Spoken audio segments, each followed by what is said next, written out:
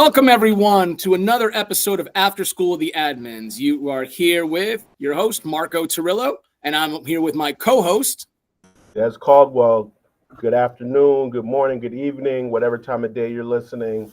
Welcome, everyone. We've got an amazing couple today with us.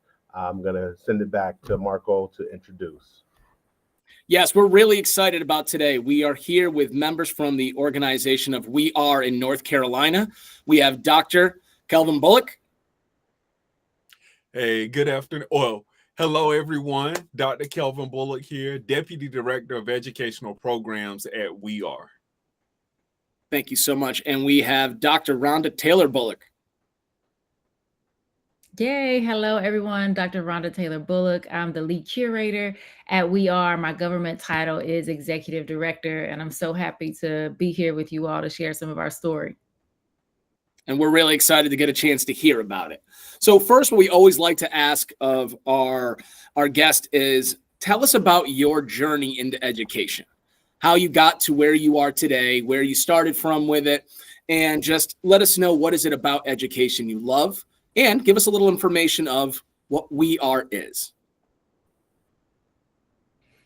Yeah, I'll go first. So I'm from a small rural town in North Carolina, and I think the desire to be an educator was just always there.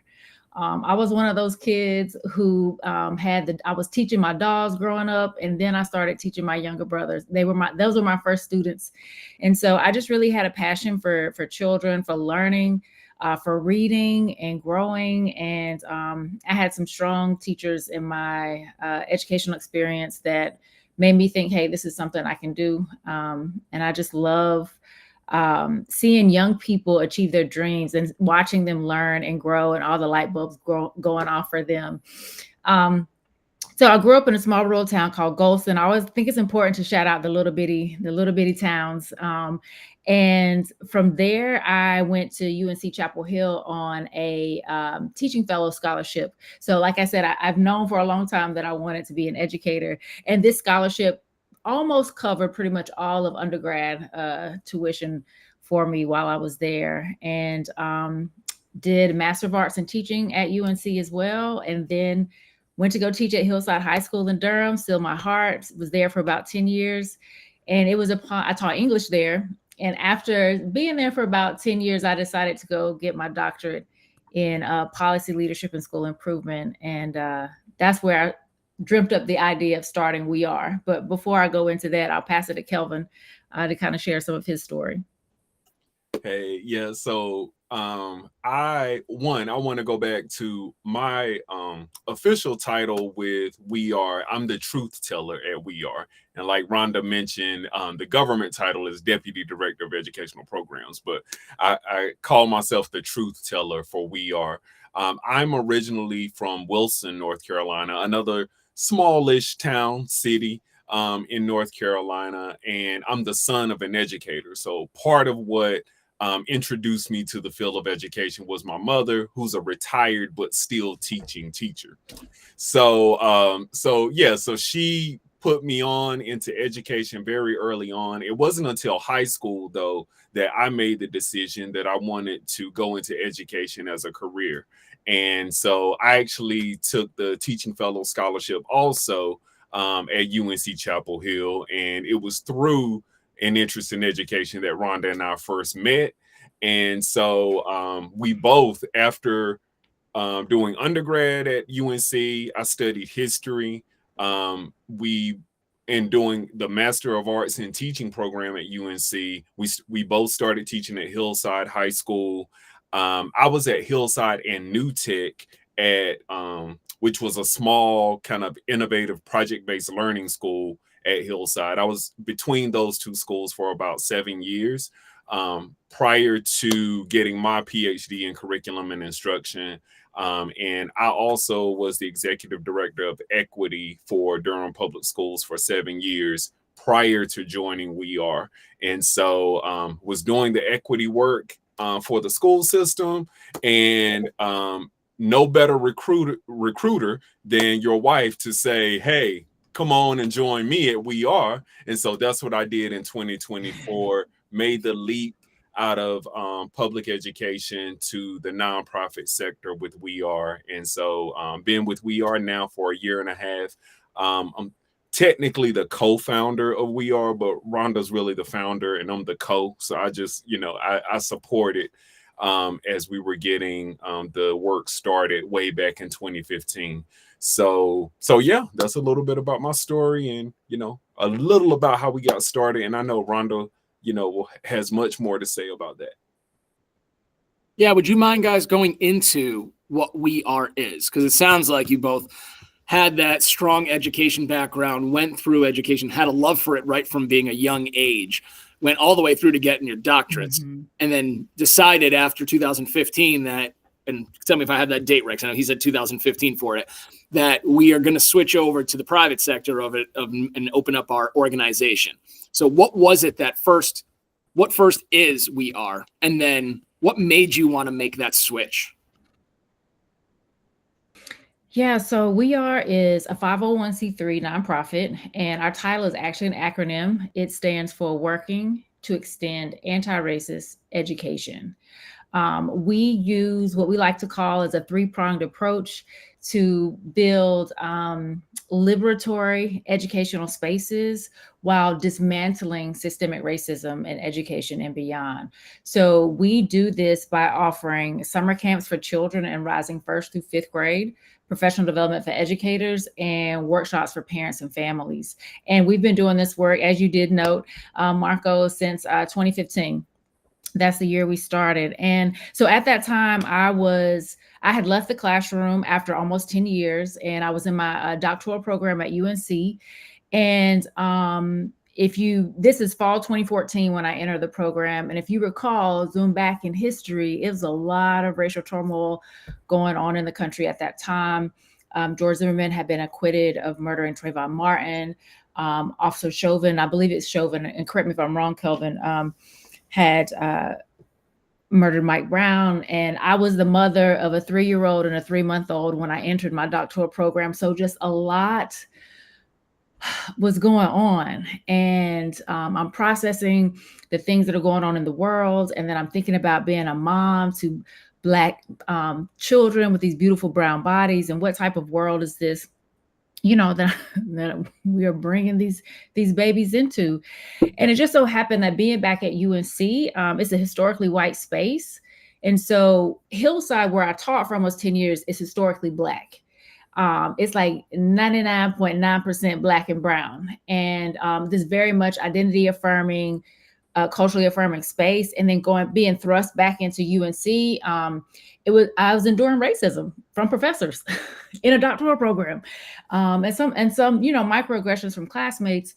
And so I kept having these experiences almost every single day. And as a person who is of faith, I was like, God, this is happening to me. It's not happening to my neighbor. It's not happening to my husband. Like, why am I having these racist encounters almost on a daily basis? And I just kind of felt like God was calling me to do anti-racism work on a much broader level, at a much more systematic level. And I kind of leaned into that calling. And the first thing that came to me was, how would things be different if children began to have conversations around race and identity and racism from an early age?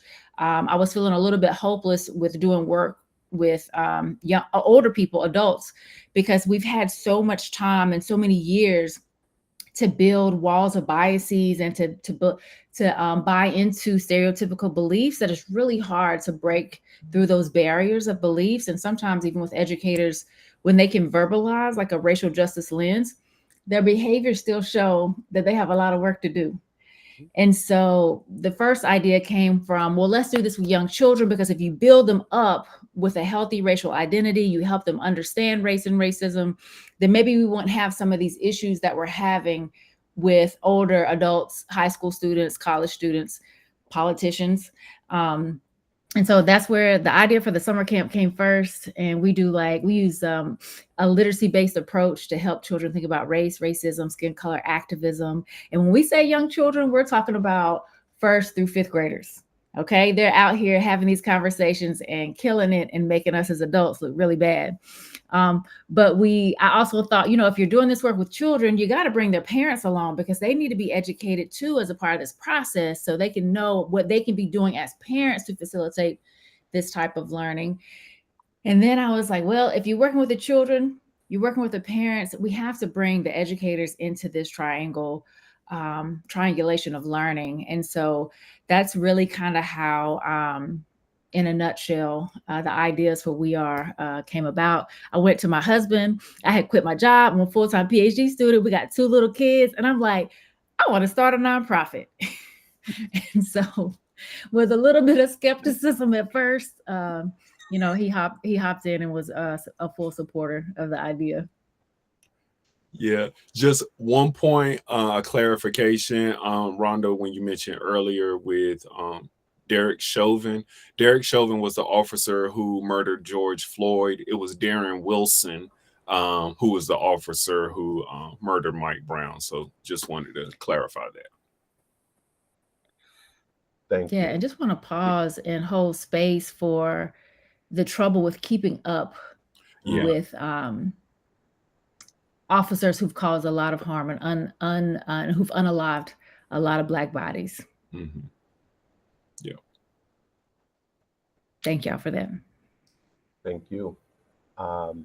So I want to share just a quick story. I'm from the Northeast, moved to North Carolina for, I think I was there for almost 8 years. Really enjoyed my time there. In particular, my time in Durham. Durham is a very different place from Charlotte, where I lived, and actually enjoyed Charlotte to a degree.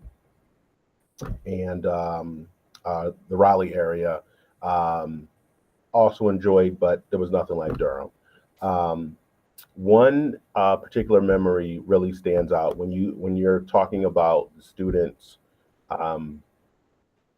grades 1 through 5. I think people initially hear that and they're like, "Oh, that's too young. That's too young." And I will say that even within my own organization, which touts itself as an anti-racist educational organization, we still run into people who feel like, "Oh, that's a little too young for our kids to be talking about these really heavy topics." But I will say I was unsure when to begin the conversations with my daughter, who is now a freshman in college and thriving, and my heartbeat. When she was 4, she came home and she said, "Daddy, why can't I play soccer?" And I said, "Oh, you can play soccer. If you want to play soccer, we'll find you a team." And she said, "No, my friend Bailey said that Black girls can't play soccer." And I said, "Well, why did Bailey say that?" She said, "Well, Bailey said she's on a soccer team and there are no Black girls on her team, so Black girls can't play soccer." And so I had a conversation with her very expensive daycare director, where we were paying just as much for daycare as we were paying for our mortgage on a home that we built from the ground up.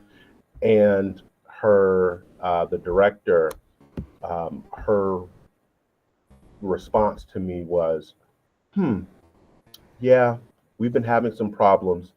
Do you think there's some books you can suggest that we read or that I can share with my teachers?" And I thought, are you asking me to be a free consultant in response to my child having her first blatant racist experience, and me as a parent coming to you saying, the person that I pay this monthly fee to,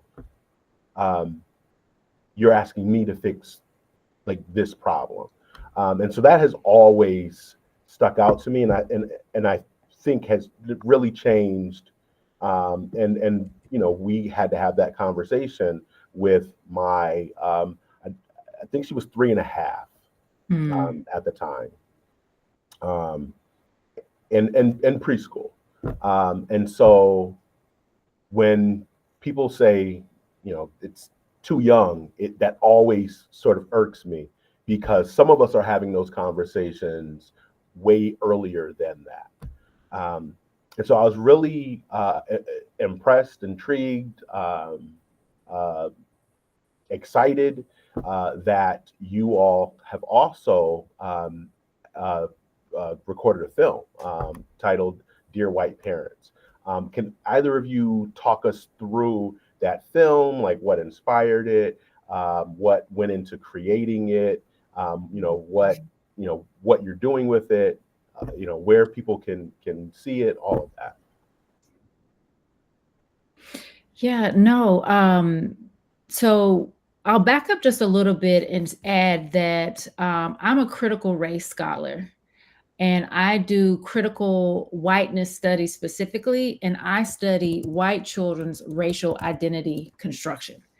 So I study, how do white children become white? That's what I did my dissertation on, and that is what a lot of some of that research underpins how we show up in our anti-racism summer camp, because our summer camp is an intentionally multiracial space, because learning, as in the story that you shared, and I don't recall if you actually named the race of the little girl who caused the harm, but white children are perpetuating harm at that age. And a lot of times we study Black and brown children, our responses to racism, and we don't study white children and the causes that contribute to them developing language to even tell that to a little Black girl, where she can be and where she cannot be at 4, at 3.5, pre-K at that, right? So part of that's where some of the work from Dear White People comes from. So around that time, and let me see, I'm pulling up so that I don't forget, to name it. So the idea of the film wasn't necessary. It wasn't our idea. It wasn't We Are's idea. It wasn't my idea. We actually had someone reach out to us from, I'm trying to get now the specific name of the organization. It looks like it's not up here. It's escaping me. It was directed by Kelvin Wilson Jr., so I will say that. But he was pulled in on a project with this publishing company, and they had the idea, and someone who knows me knew that I do this type of work, and they got me invited onto the project. And so basically, again, this is around, this is 2021. So this is post George Floyd. This is post the global reckoning with racism is still real. Oh, it's still happening, right? So we wanted to co-create this film that emphasized Black people have to have these conversations with our kids, the talk, as it's called. And in white families, oftentimes there isn't a mirror conversation that's being had and given to the 3.5-year-old. Now, some families are, but it's not something where if I say the talk, almost every Black person knows what I'm talking about, right? So it was an opportunity to flip the gaze a little bit, to say, white families, it's time for you all to start having these conversations about race and identity in your homes, because it can get worse. Things in society they're getting worse, and it can continue in that trajectory if white parents don't take on some of the ownership of navigating some of these conversations with their children. One, I find that amazing that you're doing that. I think that's huge work that needs to happen. I love the fact that you showed the opposite side to it all. We have these conversations a lot about speaking with students, speaking with individuals, but I like the fact that you were saying, looking at the opposite side of why is it occurring for those individuals? Where does it start to construct these thoughts? And that was actually kind of leading, I believe, into the question I had. When you have these camps, or when you think of the work that you've been doing, what have you been finding is when that starts to change? When does that start to happen? Because I find that, at least, and I'm only going to give from my experiences, so I can't, and I would never say, and listening to all three of you talk, I'll never know those experiences. I'm never going to make believe I would as a white male. Mm-hmm. I will never know what it's like to have that conversation with my daughter. I won't know what it's ever like to have the talk with my son for when he starts to drive. Those things won't are things that they're not lost on me, as in I understand it. You know, I have individuals I've spoken to about these things, but I will never experience those feelings. I won't know what that's like to have that worry, that feeling, that conversation with my family on that. But I always think about when you look at little kids, like you look at kindergartners, first graders, not everywhere. A lot of the times they're playing their activities. It doesn't matter which is the kid in the room. They're willing to be a part with them. They're willing to work with them. I always wonder is when does that switch start to happen? When do those conversations start to permeate into them and cause these different thoughts, different feelings, different sayings that now cause harm, cause danger, cause those pieces? And I hope I'm saying it right. I'm hoping it's coming out with that quick, because I always find that that's the thing that I try to think about. We know, well, actually we know how is it occurring, but when is that happening? When is this that crux moment where now we're starting to tip into the other side, and it's we've got to catch it now before it becomes irreversible, like you're saying, how we're looking at individuals later in life already been. We're trying to tear apart all these things that they've done from years, or been told, or been said, or been going through, and now they're like, "What do you mean this isn't right? What do you mean this is this?" And not realizing all the bads they have. What have you found through your studies, through this work you've been doing with the kids? When are you seeing that kind of stuff? I hope that made sense. My question in it. Yeah. Oh no, it absolutely does. And I was going to say, Kelvin, if you want to go first, and then I can chime in. I mean, one of the things that we see is that, kids start to make sense of race and different parts of identity, from birth, right? And even with the example that Desmond shared, again, these are kids who are looking at the world, and they are drawing conclusions from what they're seeing in the world at very young ages. So he shared an example where a 3.5, 4-year-old has looked at a soccer team and came to a racial conclusion based on what they have seen. And what we have seen is that children do this with racial lenses at very early ages. They look around at the world. They pay attention to adults. They pay attention to who is present in certain spaces and in certain situations, and who's not present, who's being shown to. So for one of the examples that I'll share is that we know there was a situation where a child, a young Black girl, had drawn a picture of a princess, and her teacher asked her, "Is your princess going to be brown?" And this is let's say, first grader. And so, in that example, the teacher asked the Black girl or brown girl, "Is your princess going to be brown?" Essentially, to affirm her and her skin color. And a young white child says, "Well, no, her princess can't be brown because princesses are white." And, with that example, again, we don't necessarily think someone explicitly taught this first grader that princesses are white, but they are looking around at the world. They are drawing conclusions from the movies that they see, what they see represented in media, in popular culture, and who they don't see represented in popular culture. And so I will say, because of that, because children are always making sense of the world in which they exist, we also have to be proactive in communicating the value of diverse representation in different spaces. And I would even say, Marco, for you, no, you do not have to have the talk from the same vantage point that we have to have the talk. But I would also argue that it's important for you to have that talk too, to raise awareness with your children about the realities that other people are having to navigate. And that's part of what we aim to do at We Are, is we intentionally recruit and try to make sure that white families are represented in our programming, because white families are least likely to have these types of conversations. And again, that's not to point fingers at anybody, but you know, whereas black families may be speaking about things from a place of need, like, I need to have this conversation with you because I need you to know how to navigate these situations so that you can be safe and you can survive, hopefully.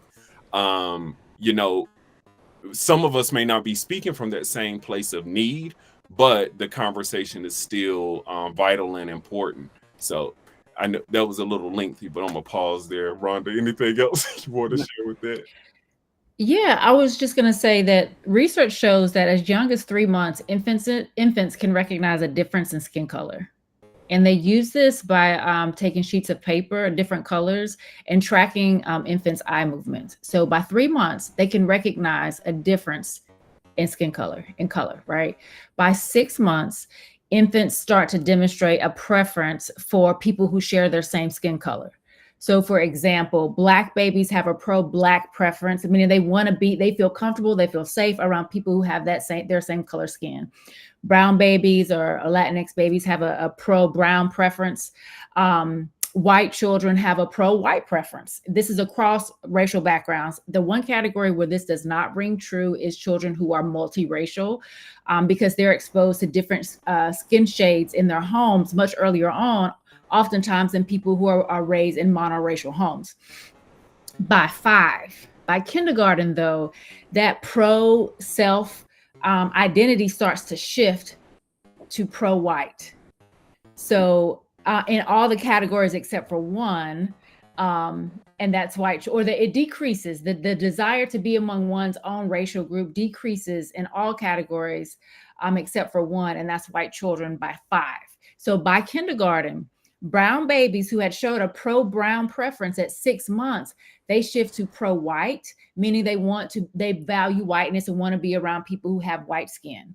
Black babies shift to pro-white, brown babies shift to pro-white, and white children by kindergarten, by 5, their desire to be among other white children increases by kindergarten.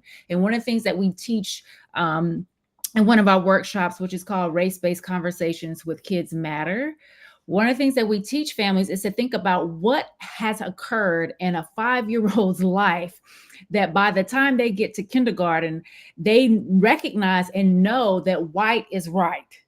Like, what happens? And so oftentimes, and I'll ask you all that right now, like, what do you think happens by 5 that causes Black and brown children to shift to knowing that white is better, and white children's desire to be among other white children increases? What do you think happens by 5? Like, what are some things that could be occurring? I think there's a lot of media consumption by that point. And I think that is probably a similar preference in the adults they are around, and kids pick up on all of those subtleties. Yeah. I would even add by 5, it starts you get into education, where you're now getting into your schoolings, and you're thinking about the schools that you were going to. Before that, it's usually it's different types of daycares, different things of that. So it's pick and choose, pay to play type of mentality before that time. Once you get into your actual education system, now you are seeing individuals that within your community, and you are getting almost huddled and herded into your groups. And the same thing starts to go, more organized versions of play start to happen at this time too. And that's where the beginning part of the splintering off of different friend groups, different activities. And I think you start to see components. This is, again, my theory of it. You start to see those components of it, where you're having what you're talking about with saying white is right, getting to that, because you're finding the elevation almost in the changes in accessibility and things of that sort that are coming up once you start to get into the 5-year-old range.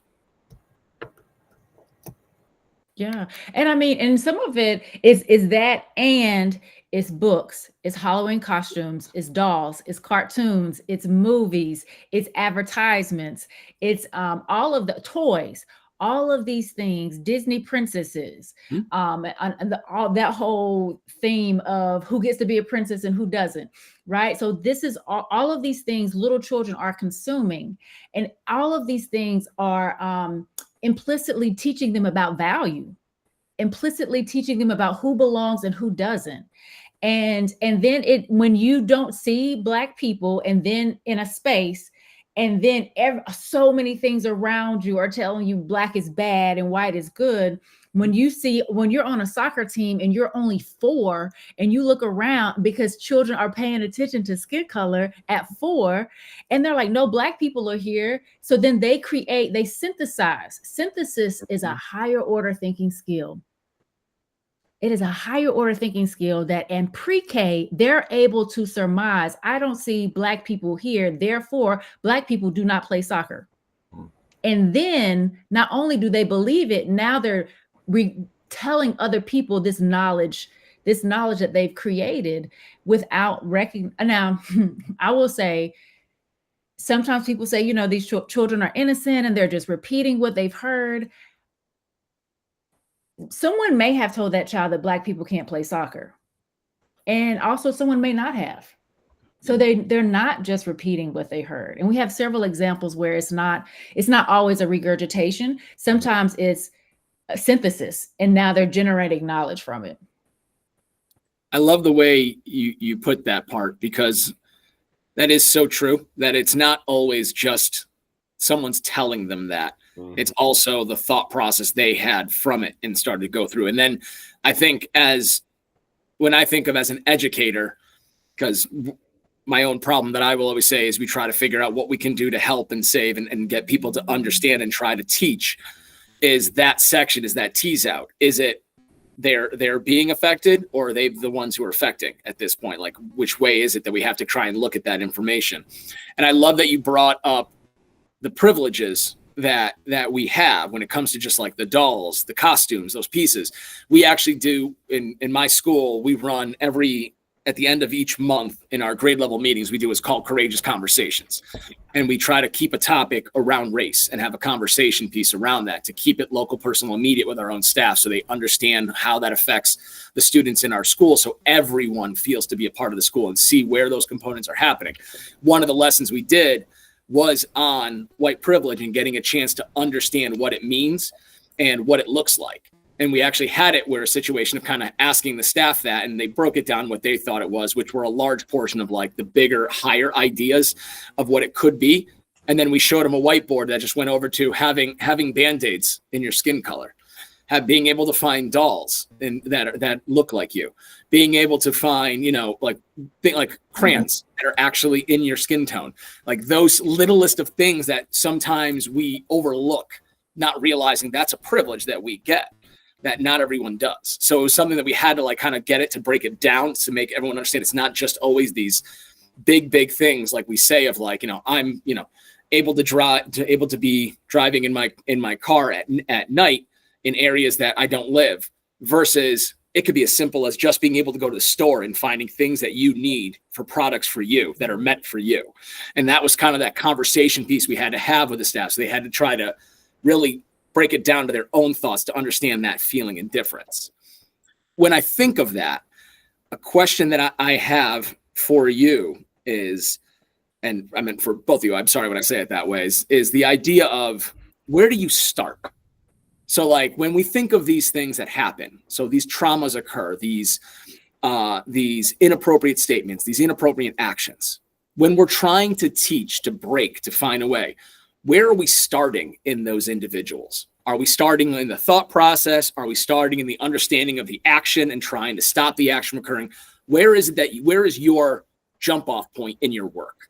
And I'm sorry, Des, if I'm taking over some of these questions. I just always, conversations like these get my mind thinking of really those components of where you work and where you go through. So I just want to just kind of hear your thought process on, because we did our own work here in my district, and I think we've been doing a lot of work on it as a whole school, and we've seen some great gains, both academically from our own staff and their own reflection on thought process and understandings of their own pieces of what they bring to the table and what they're causing, whether it's positive or negative, but also how it's helped out students.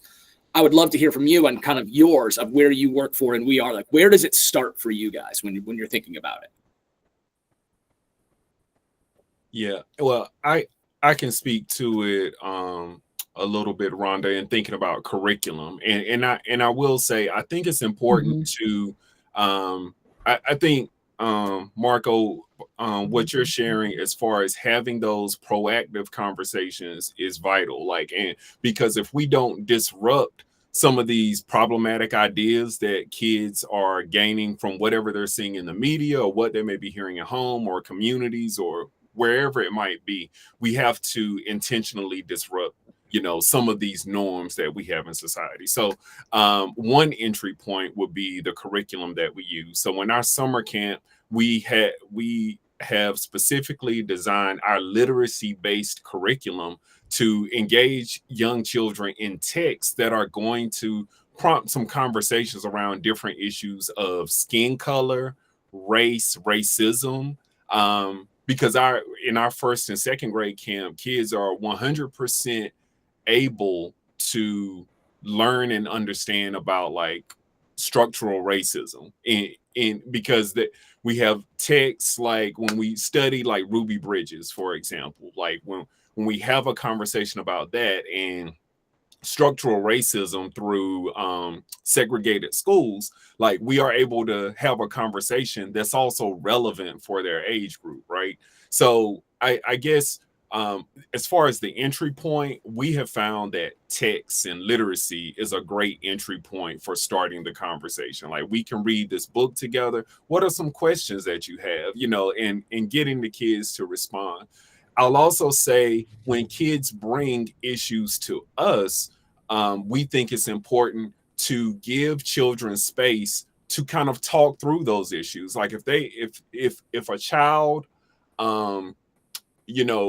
says something that might feel a little problematic about a group of people, we have found it's important to ask some probing questions to kind of get their thinking around that, and not to shut it down and just say, don't say certain things, although some things, depending on the situation, they may not need to say, and that'll be the conclusion. But we also have to just ask those questions and engage in dialogue with children to kind of, to your point about really understand their thinking around certain things. So I would say, I guess, generally speaking, our literacy approach is kind of our proactive approach, but we also think it's important to have like some protocols for like some restorative conversations around with children. If they're sharing some ideas or thoughts or things that they're hearing or something somebody said that they're trying to understand, and also trying to figure out, okay,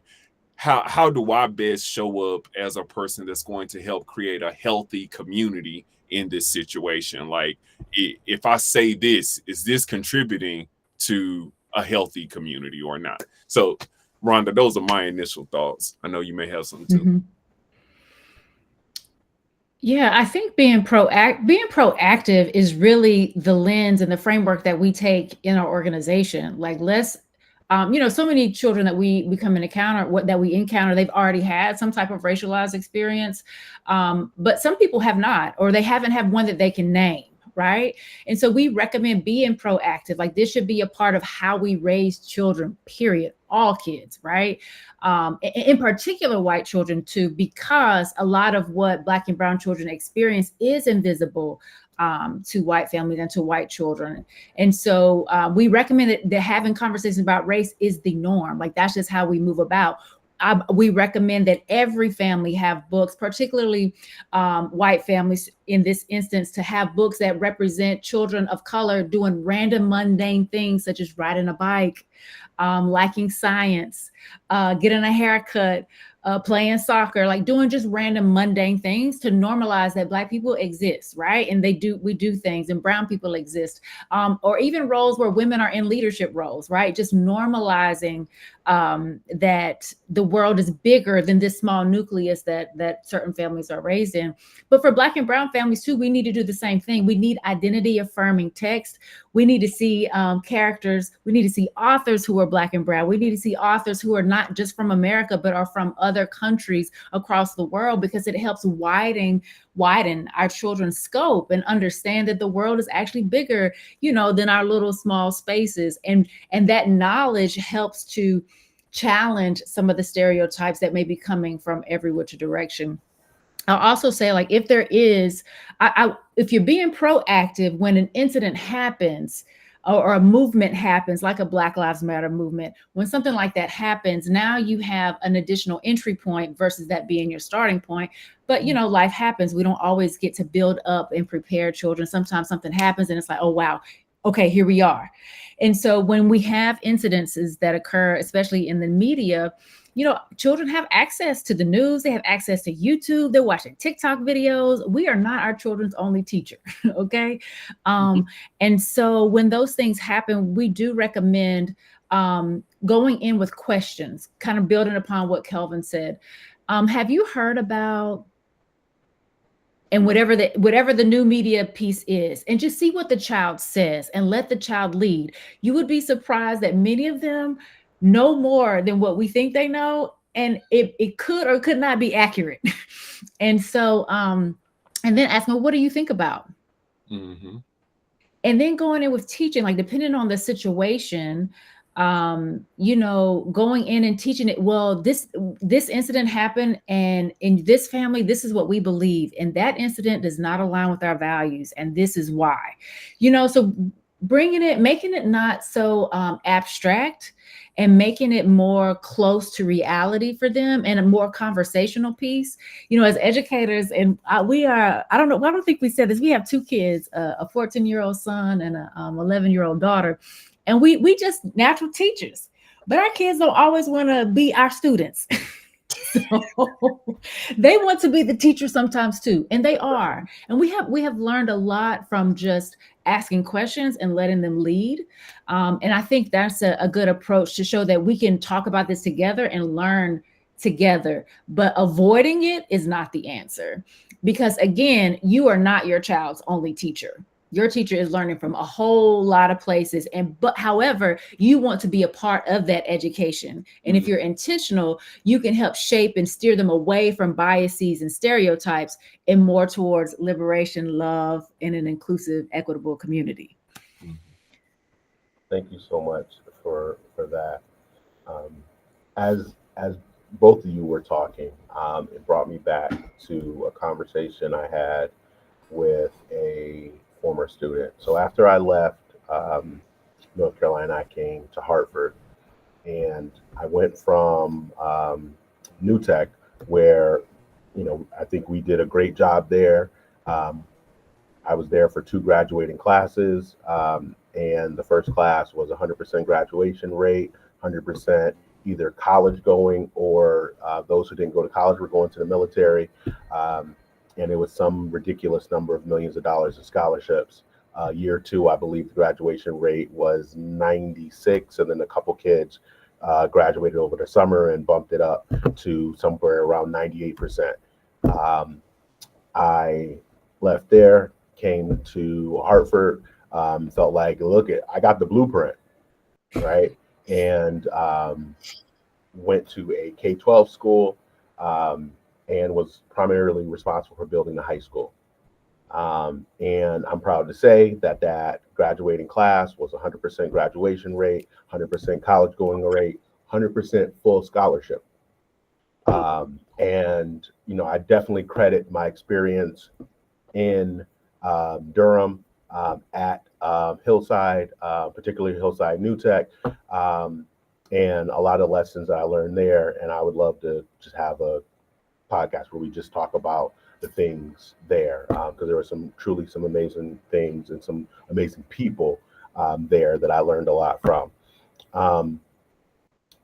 The thing that stands out is I have had a student who, at the end of our 4 years, like, we're sitting there, we're celebrating, we're talking about all the wins, and this is one of my students who is going to a pretty prestigious college. I'm not going to name it because I don't want to name the student, but full ride. and we're celebrating, and he, kind of pulls me aside and says, "We did it, but we never got any white kids." Right. And so a little bit of the backdrop in Connecticut, in particular, Hartford area, you got to know that there is a legal case, Chef versus O'Neill, which exists because students of Hartford were receiving such a subpar education that magnet schools had to be created to help balance that. And I'm giving the like elevator pitch version of that story because it's much deeper. But the idea was magnet schools had to be created in order to attract students from the suburbs, in the hopes that initially it was race-based and then it became socioeconomic based. But the idea was that kids from Hartford could go out to the suburbs and go to school with kids who didn't look like them, aka white kids. And there were schools within the city of Hartford that would build schools with themes that were strong enough that kids from the suburbs would say, "I'm willing to go to school in Hartford." And with all the success that we had, we led the district in growth on standardized tests. We had partnerships that no other school in the district had. We were a K-12 school. We were a family.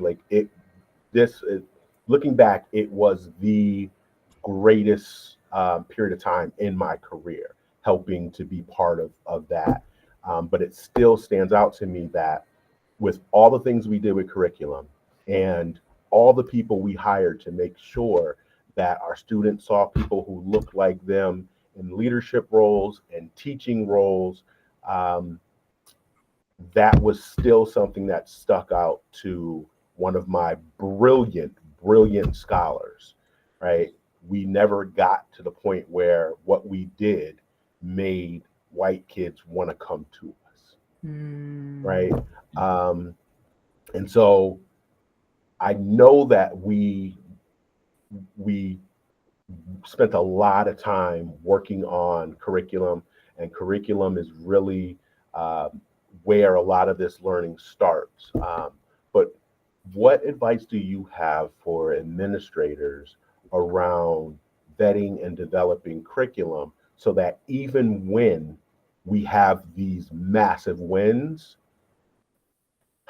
we can minimize those kinds of, that is just internal, like that obviously was something that sat with this young man for, I think he started there when he was in I think 5th grade. So 7 years he was waiting for the school to be recognized and be, to that level. Even though the success we had, I don't know that there was another school anywhere around us that experienced that level of success.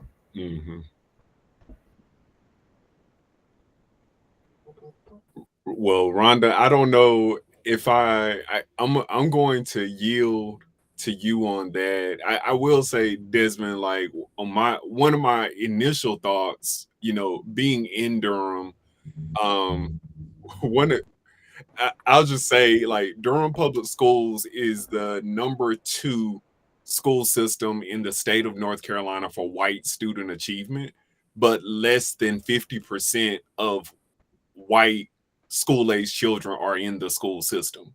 So out of 115 school systems in the state, Durham is #2 for white student achievement, and essentially every statistical measure that you could look at for white children's experience in the school system, top tier, but less than half of the white children in Durham come to the school system. So I say that to say, that's what came to me as you were sharing. It feels like that's a challenge that, we see in many places. And it's like, regardless of the level of, education that you're providing, there are still conversations I think that need to exist like across systems, like from education to, you know, other systems, whether it's like some community conversations to get over things like that. And I think with the student that you reference, yeah,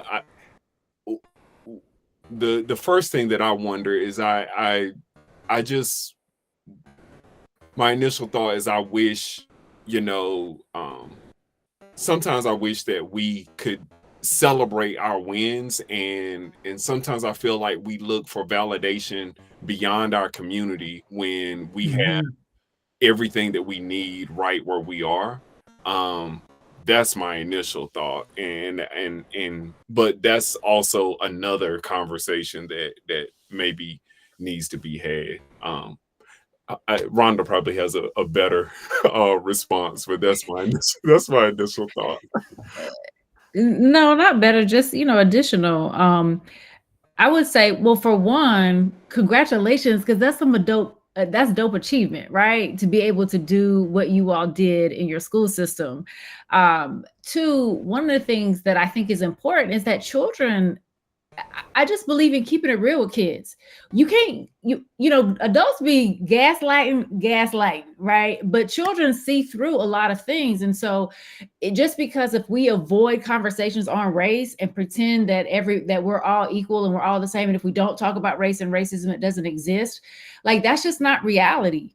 And the reality is, if we have explicit conversations with children and talk about what does it mean to desire validation from whiteness, where did that come from, right? If we were having these types of conversations, normalizing normalizing a critical race theory lens, right? Normalizing asking questions about race and identity, and normalizing you know, where power and privilege lie and how systems are created, then I think when we get to the end and children have a different type of appreciation, because they understand that what they did in and of itself was monumental, and they don't need white validation. And I will tell you, if you zoom out historically, like that didn't just come from nowhere, right? That is a historical pattern, because back in the day when Black people were writing their narratives, when Frederick Douglass was writing his narrative, they had to get a white person, a white male, to write the introduction, to co-sign their book, to say,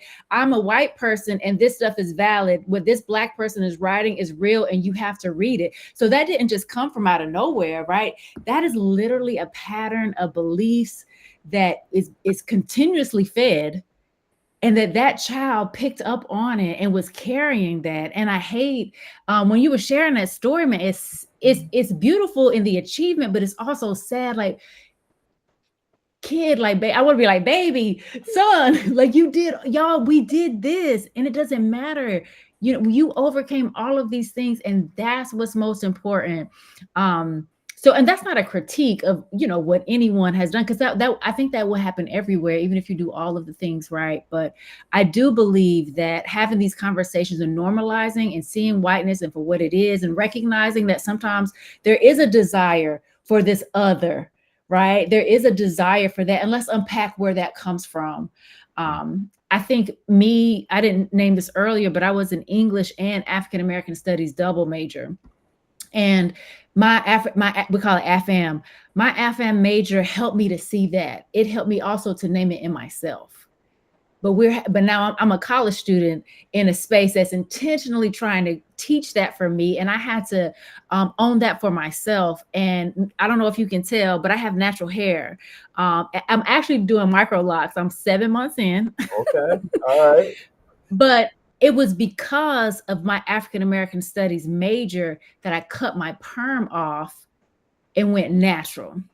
And for me, that was very much a therapeutic process of shedding my desire for straight hair, which I knew came from this fetishization around white people and their straight hair. And I'm like, I don't want that anymore. It was like this shedding, this rebirth into my natural, my roots, my teeny weeny afro that I had at one point.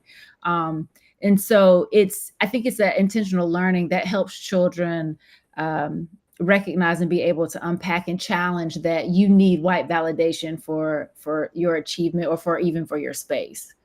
Yeah.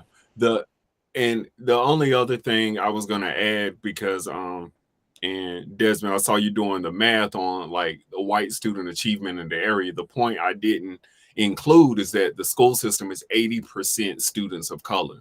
And so, you know, essentially what I was hearing in your story is you have this majority Black and brown space that's having, you know, showing all of these amazing signs of growth and academic excellence. But there's this reluctance for people to be a part of that community. And again, that's like Rhonda saying, that's another conversation to be had about and for us in terms of validation, to unpack where does that come from? Where does that desire come from? So I just wanted to throw that in there too. So hearing that, if I don't mind just jumping in with a question that I have, and it kind of comes based off of the answers you guys were giving. So it was bouncing around in my head going off the first questions, but then it kind of fed into this. How do you work with students about assimilation? For those students that feel that are in, say, predominantly white neighborhoods, white towns, and you're a Black or brown student who is allowing certain things to happen because they're feeling like they have to assimilate to be a part of that group. So like they're letting inappropriate statements happen, or they're changing, like you said, you felt the need, you had to have your perm because you realized, like, at first that's what you thought, and it was therapeutic for you to remove it. Like, how do you work with kids on that to recognize that and to counteract it? Because that's something I know coming from, I worked in Hartford with Des, where Black and brown culture was king. Like every kid was proud of who they are, where they came from. They were their own identities. No matter what part, whatever island you came from, whatever background you had, you raised that with pride. When I came to my next district, the population is I wouldn't say almost the same. We're probably close to like 40, 60, or maybe even a little higher now, might be even 45, 55 type of deal. But many of those students I find are, which is something we work on a lot, like they're assimilating to it, or they're being asked to assimilate to it. And we're trying to break that so they can be their own. As individuals who work with students, how do you do that? Or like, what's your process of working with students on that to recognize and break those issues? Yeah, Rhonda, I was going to yield to you on that one. I think for one, that is a lot for a child to have to navigate, right? And that puts a lot of pressure on the kid. I think that one approach is, and it kind of goes back to like name as an educator, bringing in critical thought and developing a pedagogy around race and identity and social justice to make these conversations visible and normalize them. I think it's important to teach white children to not say harmful jokes that Black people now have to defend themselves around, or that they have to be quiet and accept and laugh because they don't want to be othered. And, teenagers, kids, and I don't know if you named what age group you're working with now, but they want to fit in. They want to be a part of the in group and not the out group. And if being a part of the in group means I have to laugh at these jokes that something in my body is telling me is wrong, but I may not have the courage or the words to speak up and advocate. I think part of ways to give that child a community of support is like talking about doing lessons around stereotypes in schools so that multiple children learn that what's appropriate and what's not. And now now they're not the individual recognizing that this isn't right. There's a community of people around them who can jump in and say, hey, Chad, actually, that made me uncomfortable. Right. And so that it doesn't necessarily have to fall on that Black or brown child's on their body. I think that it's important that staff have these conversations and name and recognize this. Oftentimes people are so afraid. It's adults. Adults are so afraid to navigate these conversations because they're scary, because they've never had to have them. And when they do have them, it's oftentimes it goes way right or left. I don't know which way is worse, but one of those directions. We out here like this, right? Because a lot of us, we just don't have the skill set because it's not normalized for us. And in a professional setting. So not only are you taking like an inexperience with having these conversations, now you're at work. And so there's other layers of power and positionality that come into play. And I don't know about you all, but this was not a part of my educational upbringing. It was some surface level stuff. Surface level equity and multicultural night. It wasn't let's unpack and look at laws and policies and how they contribute to feelings and systemic racism. Like that was not a part of my School of Ed experience. And so I do think that's one piece. And then how are you building up the community of knowledge around these children of color who are isolated, so that there's a community, a chorus of voices recognizing that this is wrong. I mean, oftentimes there's even white children who are in those spaces who know it's wrong too, but it is a lot of pressure for a young person to speak up. It's a lot of pressure. They might even go home and tell mom and dad, but the courage to speak up and challenge the person who has the power and who is, charismatic and popular, or it may not even be a person carrying all of those traits, right? But it is very hard. And I think as we raise children to recognize these injustices, also cultivating a voice to speak up and to stand alongside one another, right? And to support one another. I do feel like we're in a much better place in education to 3 years ago, I could say that and be confident. 3 years ago, I could have said that and been confident, like we're actually in a good place. We're so much better than we were before. And today I have to pause and be like, we're going backwards a little bit, but I do feel like it was getting to a point, and that's why we're going backwards, because we were seeing progress. And that was a threat to people's power. And that's why things are starting to go in the opposite direction. Absolutely. People fear change. And that turns into, minute it gets to too much, it goes, nope. Let's try and pull it back a little bit. And we shouldn't. We've got to understand it's okay to go and change, and should change. I'm gonna push back on that a little bit, Marco. I think people were okay with the surface level change. And then when it started taking root and it started getting real, and people were being checked at their own dinner tables by their children with facts, I think things, it was too real. It was too much change, right? It wasn't the kind of change we were willing to accept. That's just my take on it. Yeah, I was gonna say one. I'm in agreement with everything that Rhonda shared, and I think with our students of color, like in having to navigate assimilation and things of that nature, that goes back to the need to affirm our students in their identity, and so again, not in a way where they have to be the voice that always speaks up and always pushes back, because to what Rhonda is saying, again, we need to be empowering all children, white children to speak up and push back, our staff to be there to support children, so it's not always landing on a child's shoulders to have to navigate these things, because staff, we're paying attention to things also. And so if we're hearing something that's problematic, then we need to have the tools to help support the children, so it's not always falling on the child.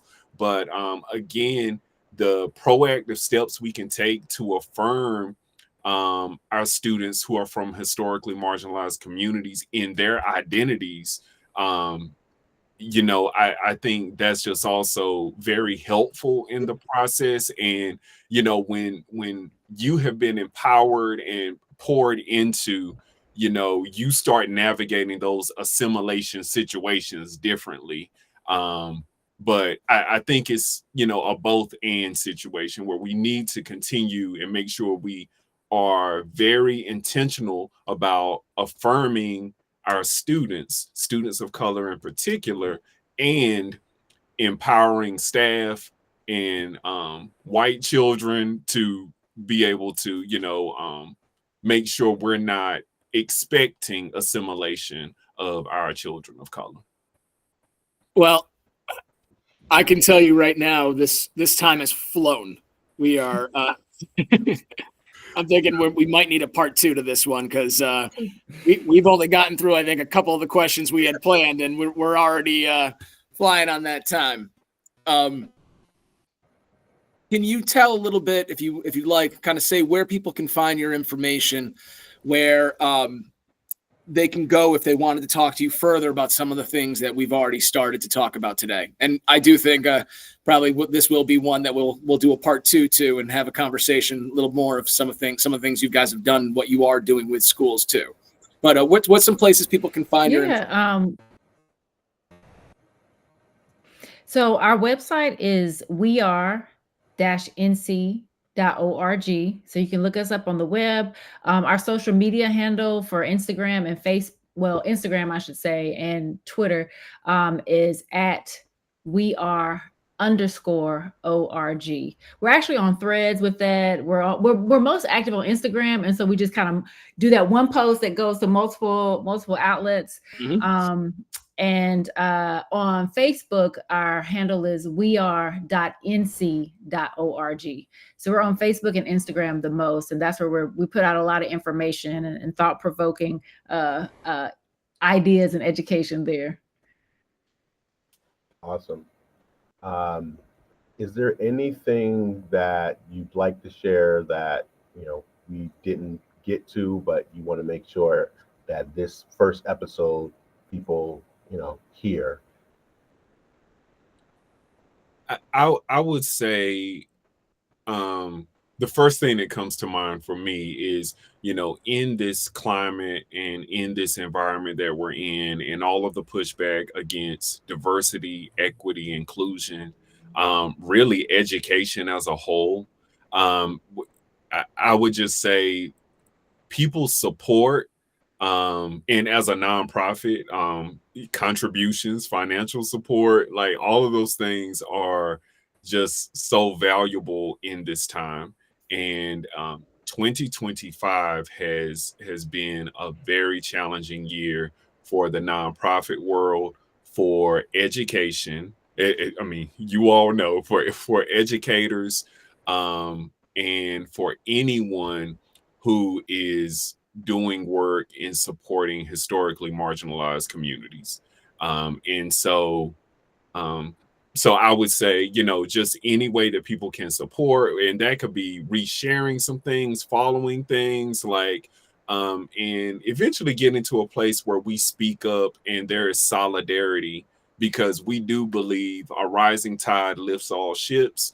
And as we dismantle racism, which is one of our goals as an organization, it benefits the whole population. It benefits everyone, for us to get rid of the inequities and unfairness that we see in our society. So that's what I would say.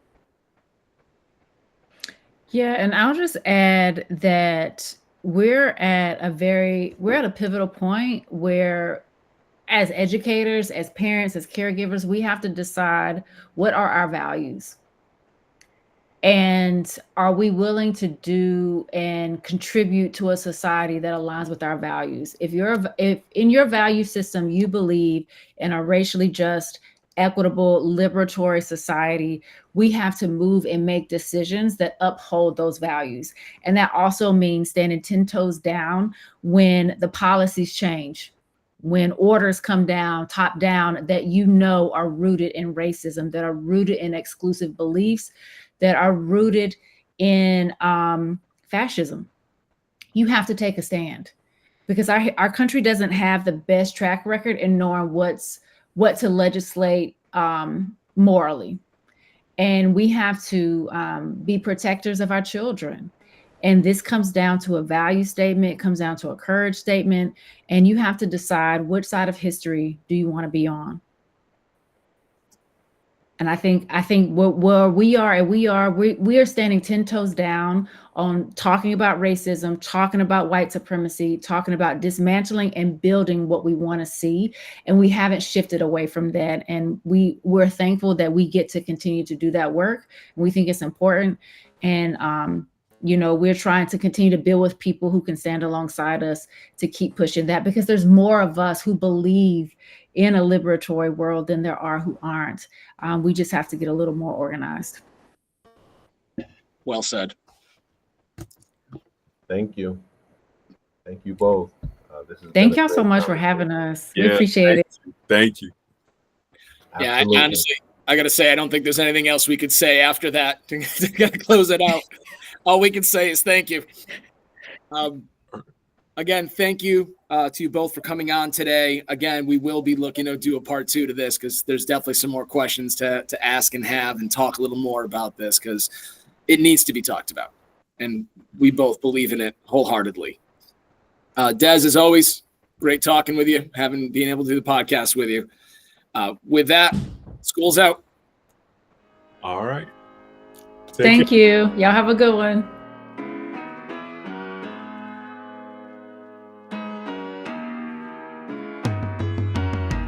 Know this, you all will be missed. Until then, I gotta blow you a kiss. Until we meet again on that other side, this my rhyme. We all love you to the end of this time, always.